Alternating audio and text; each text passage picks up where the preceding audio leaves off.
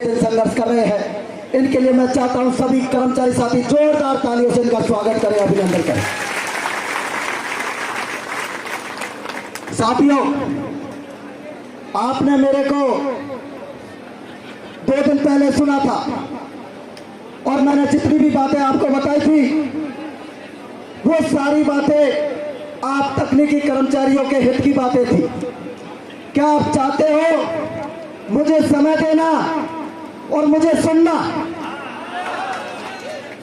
मैं आपसे एक वादा करवाना चाहता हूं साथियों, लगभग 11 साल से मैं आर्यभट्ट का परिवार का एक कर्मठ सिपाही होने के नाते लगातार अपने कर्मचारी साथियों के लिए सेवा दे रहा हूं।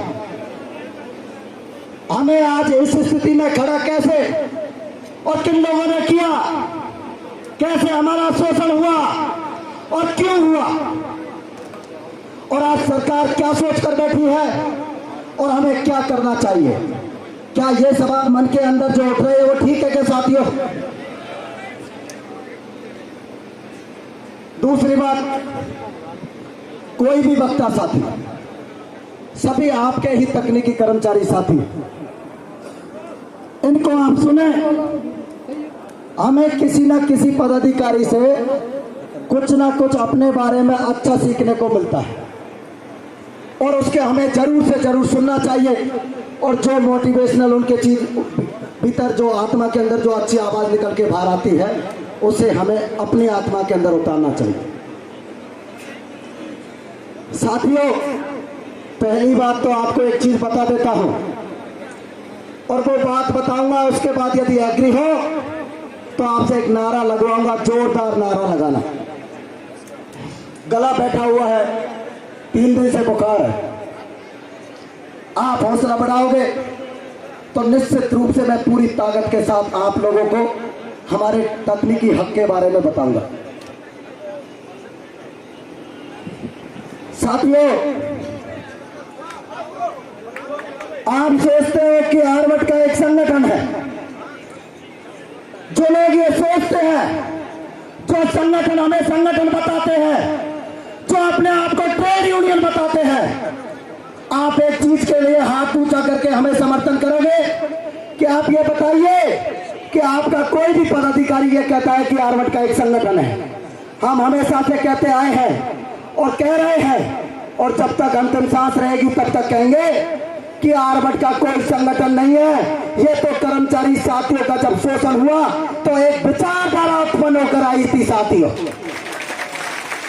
तो जोरदार नारे के साथ हम आगे के उद्बोधन की शुरुआत करेंगे। आर्यभट्ट का जिंदाबाद, कर्मचारी एकता जिंदाबाद। साथियों,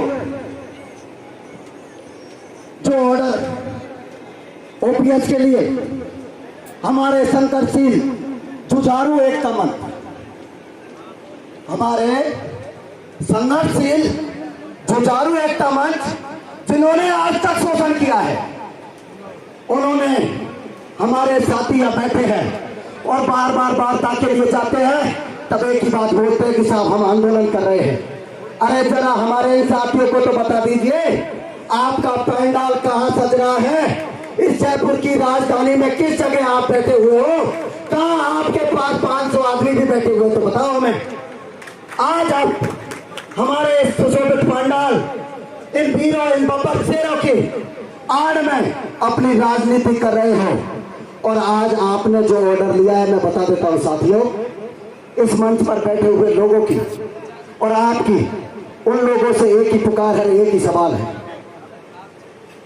आप मुझे बताइए 15% और 85% कितना होता है? तो जब आज हमें 15% जमा कराना पड़ेगा और रिटायरमेंट के टाइम पर जब 85% जो पैसा है वो आप हमसे ब्याज सहित लोगे, अरे जरा सोच के देखिए, उस 85% को भी आज आप 12% ब्याज के साथ यदि जमा कराओगे तो वो पैसा कितना होता है? हमारे प्रत्येक साथी की लगभग कम से कम 20 साल की नौकरी बची हुई है। 20 साल का 12% 85% पैसा का लगा कर देख लीजिए साथियों, हमारे पास में जो रिटायरमेंट का पैसा मिलेगा वो सारा पैसा निगम प्रशासन द्वारा ब्याज सहित वापस ले लिया जाएगा। और वो इसलिए दिया जाएगा, वो कह रहे हैं कि आपको हम पेंशन देंगे। आप हाथ कर ऊंचा करके बताइए, क्या निगम प्रशासन या राजस्थान सरकार किसी ने भी आपको ये गारंटी दी है कि हम आपको पेंशन देंगे? बताओ साथियों। जबकि निगम प्रशासन के आला अधिकारी 30 जुलाई को हमसे क्लियर कह चुके थे कि आप इनके भरोसे मत बैठना, और जरूरी नहीं है कि सभी अधिकारी हमारे खिलाफ है, उनसे ऊपर भी कोई ना कोई बैठा हुआ है गद्दार, और वो गद्दार उनको दबा देते हैं। वो कहते हैं कि साहब एक बार आप इन कर्मचारियों की जो ज्वलंत समस्याएं हैं और लीगल प्रॉब्लम है उनको लीगली प्रोसेस में आप कॉम्प्लिकेट करके राजस्थान सरकार के सामने रखो तो सही। जब वो ये कहते हैं कि आप ज्यादा जानकार हो या हम ज्यादा जानकार हैं, हम जो कह रहे हैं वैसा आप कीजिए, और मंत्री जी की मीटिंग है, सीएम साहब आ रहे हैं, हमने जो कहा है वो बोल कर आ जाइए बस। और ये चीज 30 जुलाई को हमें निगम प्रशासन के अधिकारियों में से ही किसी एक ने, जो आप लोग भाइयों का बड़ा भाई है, जो आप लोगों को चाहता है, उसने बताई थी। इन्होंने कभी आपको ढंग से रिप्रेजेंट नहीं किया। आज जो पैसा आपसे लिया जा रहा है 15% अब जमा करा लिया जाएगा। इसके बाद जब आप रिटायरमेंट हो गए उस समय आपसे 85% जो पैसा है उसको उस समय तक 12% ब्याज से आज से लगा के उस समय तक जमा करा लिया जाएगा। साथियों, क्या ये आपके साथ अन्याय नहीं है? आपको 800% कराना पड़े, उस पर आगे 12% ब्याज नहीं लगेगा, लेकिन उस टाइम जब 85% जमा कराना पड़ेगा तो आज से लेकर उस समय तक 12% ब्याज जमा कराना पड़ेगा। साथियों, तो हमारा तो हमेशा एक ही मकसद रहा है कि हमारी पेंशन की पहली बात तो कोई गारंटी ले, चाहे वो राजस्थान सरकार ले या निगम प्रशासन ले। सीपीएफ का हमारा पैसा है।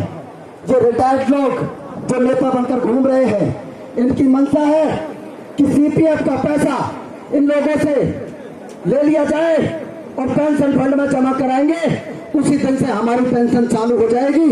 और मैं आपको अवगत करा देता हूं साथियों, निगम के आला अधिकारियों के द्वारा ही हमें बताया गया है कि आपका जो फंड, पेंशन फंड में सीपीएफ का पैसा काट के जमा कराया जाएगा, वो 10 साल भी टिकने वाला नहीं है। जिन लोगों की आज से पेंशन चालू हो जाएगी उनके लिए वो फंड 10 साल के अंदर खत्म हो जाएगा। और आप बता दीजिए कि आपको ओल्ड पेंशन देगा कौन, जब आपकी पेंशन फंड में पैसा ही नहीं होगा, जिसकी राजस्थान सरकार ने कोई लिखित गारंटी नहीं दी है, न निगम प्रशासन ने आपको गारंटी दी है, तो आप बताइए अब आपको पेंशन देगा कौन? जब पैसा आपका आपने जो कटवाया वो तो रिटायर्ड हो गए, उन लोगों को मिल जाएगा, और उसके बाद सेवारत कर्मचारी है वो क्या करेगा?